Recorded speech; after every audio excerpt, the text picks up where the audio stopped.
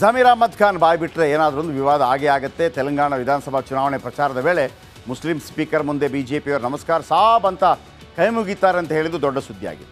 ಇದೀಗ ಖಂಡ್ರೆ ಮಗನನ್ನು ಮುಸ್ಲಿಮರೇ ಗೆಲ್ಲಿಸಿದ್ದಾರೆ ಅಂತಿದ್ದಾರೆ. ಇದು ಕೂಡ ಅಂದರೆ ಮುಸ್ಲಿಮರೇ ಗೆಲ್ಲಿಸಿದ್ದು, ಮುಸ್ಲಿಮರ ಯಾವುದೇ ಕೆಲಸವನ್ನು ಕೂಡ ತಲೆಬಾಗಿ ಮಾಡ್ತಾರೆ ಅವರು ಅಂತ ಒಂದು ಹೇಳಿಕೆಯನ್ನು ಕೊಟ್ಟಿದ್ದು ದೊಡ್ಡ ಮಟ್ಟದಲ್ಲಿ ಚರ್ಚೆಗೆ ಕಾರಣವಾಗಿದೆ. ಅದರ ಬಗ್ಗೆ ಒಂದು ಸ್ಪೆಷಲ್ ರಿಪೋರ್ಟ್ ಇದೆ.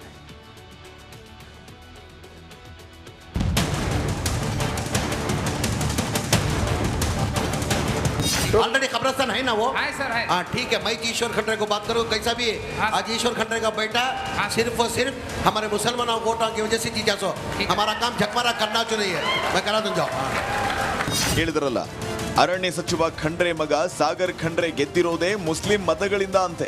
ಈ ರೀತಿ ಬಹಿರಂಗವಾಗಿ ವಿವಾದಾತ್ಮಕ ಹೇಳಿಕೆ ನೀಡುವ ಮೂಲಕ ವಕ್ಫ್ ಸಚಿವ ಜಮೀರ್ ಅಹ್ಮದ್ ಖಾನ್ ಹಿಂದೂಗಳ ಕೆಂಗಣ್ಣಿಗೆ ಗುರಿಯಾಗಿದ್ದಾರೆ.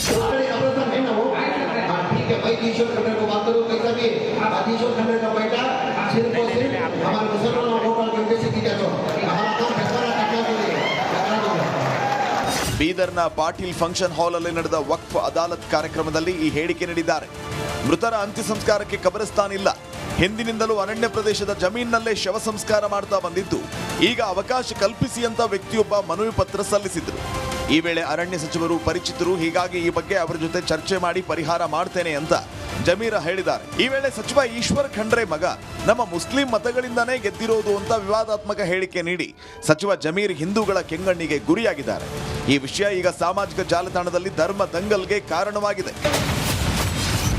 ಯೂಟರ್ನ್ ಹೊಡೆದ ಸಚಿವ ಜಮೀರ್ ತಮ್ಮ ಹೇಳಿಕೆ ವಿವಾದದ ಸ್ವರೂಪ ಪಡಿತಾ ಇದ್ದಂತೆ ಎಚ್ಚೆತ್ತ ಸಚಿವ ಜಮೀರ್ ಅಹ್ಮದ್ ತಮ್ಮ ಹೇಳಿಕೆಯಿಂದ ಯೂಟರ್ನ್ ಹೊಡೆದಿದ್ದಾರೆ. ಮುಸ್ಲಿಂ ಒನ್ ಸೈಡ್ ಮತ ಕೊಟ್ಟಿದ್ದಾರೆ, ಅದಕ್ಕೆ ಗೆದ್ದಿದ್ದಾರೆ.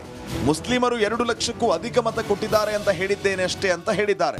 ಇದೇ ನಾನೇ ಹೇಳ್ತಾ ಇಲ್ವೇನ್ರಿ, ನಾನು ಹೇಳ್ದೆ ಮುಸ್ಲಿಂ ಅವರು ಒನ್ ಸೈಡ್ ಮತ ಕೊಟ್ಟಿದ್ದಾರೆ, ಆ ಕಾರಣಕ್ಕೆ ಗೆದ್ದಿದ್ದಾರೆ ಅಂತ ಹೇಳಿದ್ದೀನಿ. ಆ ಸಮಾಜಕ್ಕೆ ಹೇಳ್ಬೇಕು ತಾನೆ. ಮೊದಲೇ ಮುಸಲ್ಮಾನ್ ಕೊಟ್ಟರೆ ಗೆದ್ದಕ್ಕೆ ಸಾಧ್ಯನಾ? ಎಷ್ಟು ಓಟ್ ತಗೊಂಡ್ರು ಅವರು? ಸಾಗರ್ ಅವರು ಎಷ್ಟು ಓಟ್ ತಗೊಂಡ್ರು? ಸಾಗರ್ ಅವರು ಎಷ್ಟು ತಗೊಂಡು 6.5 ಲಕ್ಷ ಚಿಲ್ಲರೆ ಓಟ್ ತಗೊಂಡಿದ್ದಾರೆ. ಮುಸಲ್ಮಾನ್ ಎಷ್ಟು ಓಟ್ ಕೊಟ್ಟಿದ್ದಾರೆ? 2 ಲಕ್ಷ ಚಿಲ್ಲರೆ ಓಟ್ ಕೊಟ್ಟಿದ್ದಾರೆ. 2 ಲಕ್ಷ ಗೆಲ್ಲಕ್ಕೆ ಸಾಧ್ಯನಾ?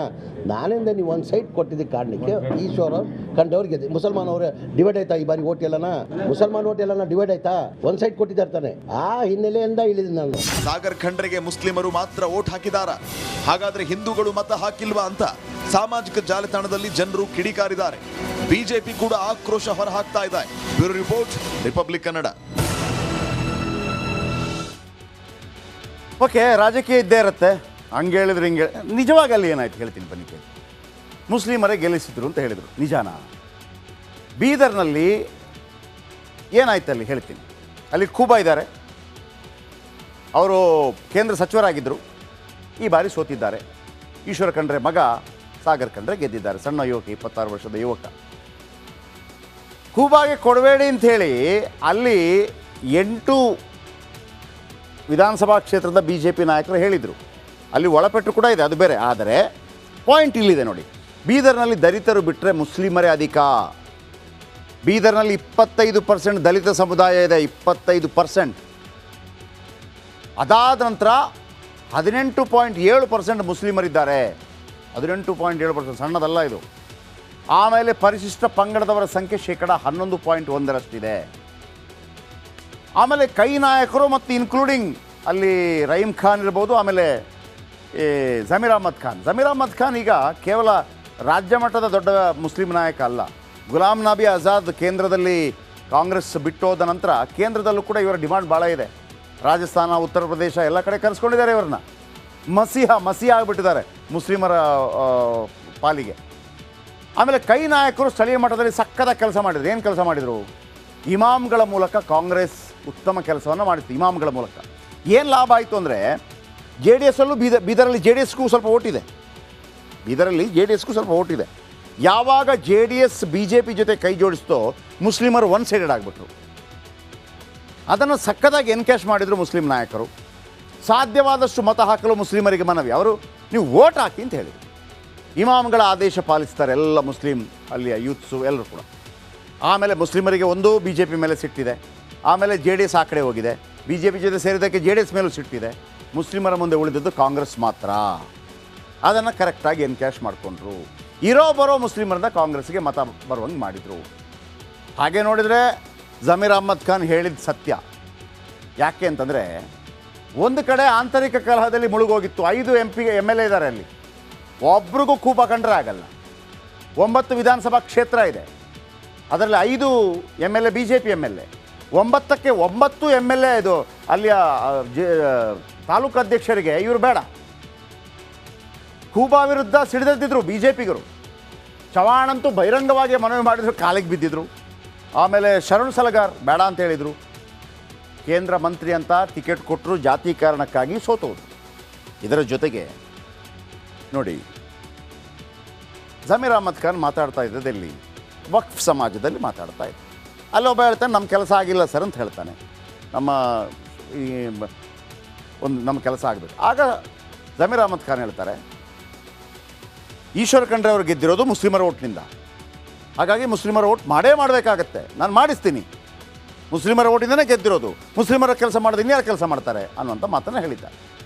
ಯಾವಾಗ ಅದು ವಿವಾದ ಅಂತ ಆಯಿತು, ಆಮೇಲೆ ಅದಕ್ಕೆ ಸಮಜಾಯಿಷಿ ಕೊಡುವಂಥ ಸ್ಮಾರ್ಟ್ನೆಸ್ ಖಂಡಿತವಾಗಲೂ ಜಮೀರ್ ಅಹ್ಮದ್. ನೋಡಿ, ಜಮೀರ್ ಅಹ್ಮದ್ ಖಾನ್ ಎಲ್ಲೂ ಸಿಕ್ಕಾಕೊಳ್ಳೋದಿಲ್ಲ ಯಾವುದೇ ಸಂದರ್ಭದಲ್ಲೂ ಕೂಡ. ಹೇಳಿಕೆಯನ್ನು ಹೇಳೋದನ್ನು ಹೇಳ್ಬಿಡ್ತಾರೆ. ಅವ್ರು ಸಪೋರ್ಟಾಗಿ ಮಾತಾಡ್ತಿದ್ದೀನಿ ಅಂತಲ್ಲ. ನೀವು ಯಾವತ್ತಾದ್ರೂ ಅವ್ರು ಸಿಕ್ಕಾಕೊಂಡು ಶಿಕ್ಷೆ ಅನುಭವಿಸಿದ್ದು ನೋಡಿದ್ದೀರಾ? ಈಗ ಅವರು ಆಮೇಲೆ ಓಡಿ ಹೋಗಿಲ್ಲ, ಆ ವಿಚಾರವನ್ನು ಹೇಳಿದರು. ನಾನು ಏನು ಹೇಳಿದೆ, ಮುಸ್ಲಿಮರ ಸಮಾವೇಶ ಆಗ್ತಿತ್ತು, ಅಲ್ಲಿ ಮುಸ್ಲಿಮರ ಕಾರ್ಯಕ್ರಮ ಆಗ್ತಾಯಿತ್ತು. ಒಬ್ಬ ಹೇಳ್ತಾನೆ ನನಗೆ ನಮ್ಮ ಕೆಲಸ ಆಗಿಲ್ಲ ಅಂತೇಳಿ. ನಮ್ಮ ಕೆಲಸ ಈಶ್ವರ ಖಂಡ್ರೆ ನಮ್ಮ ಓಟಿಂದ ಗೆದ್ದಿದ್ದಾರೆ, ನಮ್ಮ ಕೆಲಸ ಮಾಡಲೇಬೇಕು ಅವರು ಹೇಳಿದ್ದೀನಿ. ತಪ್ಪೇನಿದೆ ಅದರಲ್ಲಿ? 2 ಲಕ್ಷ ಓಟ್ ಹಾಕಿದ್ದೀವಿ ನಾವು. ಇವಿಷ್ಟು ಜಮೀರ್ ಅಹ್ಮದ್ ಖಾನ್ ವಿಚಾರ.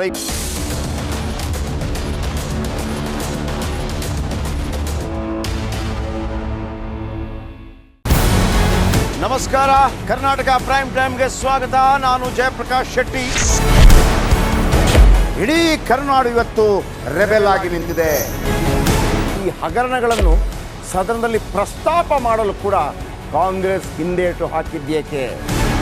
ನಿಮ್ಗೆ ಸಂಬಳ ಅದಕ್ಕೆ, ನಿಮಗೆ ವಾಹನ ಅದಕ್ಕೆ, ನಿಮಗೆ ವೆಪನ್ ಅದಕ್ಕೆ, ನೀವು ಅದನ್ನು ಸೆರೆ ಹಿಡಿಬೇಕಾಗಿತ್ತು. ನೀವು ವಿದ್ಯುತ್ ಬರ ಇದೆ ಅಂತ ಹೇಳ್ತಾ ಇದ್ದೀರಿ, ಎಲ್ಲಿ ಬರ ಇದೆ ನೀವು ಹೇಳಬೇಕು.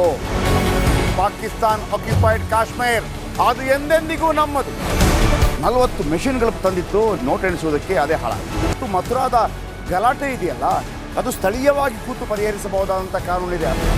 ಗ್ಯಾರಂಟಿ ಯೋಜನೆಯಿಂದ ನಷ್ಟ ಆಗಿದೆ, ಲಾಭ ಆಗಿದೆ, ದಯವಿಟ್ಟು ಹೇಳಿ. Dawood Ibrahim most wanted criminal ಯಾವಾಗಾದ ಅಂದರೆ ಇಲ್ಲಿ ತನಕ ಭಾರತ ದೇಶದಲ್ಲಿ ಓರ್ವ ದಲಿತ ಪ್ರಧಾನಿಯಾದಂಥ ಇತಿಹಾಸವೇ ಇಲ್ಲ. ರಿಪಬ್ಲಿಕ್ ವರ್ಲ್ಡ್ ಆಪ್ ಇದು ಕೇವಲ ಅಪ್ಲಿಕೇಶನ್ ಅಲ್ಲ, ಸಮಗ್ರ ಸುದ್ದಿಗಳ ಸಂಪರ್ಕ ಮಾರ್ಗಕ್ಕೆ ಕ್ರಾಂತಿಕಾರಿ ಬದಲಾವಣೆ. ರಿಪಬ್ಲಿಕ್ ವರ್ಲ್ಡ್ ಆಪ್ ಕೇವಲ ಸುದ್ದಿ ಅಪ್ಲಿಕೇಶನ್ ಅನ್ನ ಪರಿಚಯ ಮಾಡ್ತಾ ಇಲ್ಲ, ಬದಲಾಗಿ ಡಿಜಿಟಲ್ ಸುದ್ದಿ ಬಳಕೆಯ ಹೊಸ ಯುಗಕ್ಕೆ ನಾಂದಿ ಹಾಡ್ತಾ ಇದೆ. ಇದೊಂದು ಬ್ರೇಕಿಂಗ್ ನ್ಯೂಸ್, ಪ್ರಭಾವಶಾಲಿ ಕಾರ್ಯಕ್ರಮಗಳಿಗೆ ಗಟ್ಟಿಯಾದ ವೇದಿಕೆ. ರಿಪಬ್ಲಿಕ್ ವರ್ಲ್ಡ್ ಅಪ್ಲಿಕೇಶನ್ ಈಗ ಲೈವ್ ಆಗಿದೆ. ಗೂಗಲ್ ಪ್ಲೇಸ್ಟೋರ್ ಮತ್ತು ಆಪಲ್ ಆಪ್ ಸ್ಟೋರ್ ಎರಡರಲ್ಲೂ ಲಭ್ಯವಿದೆ.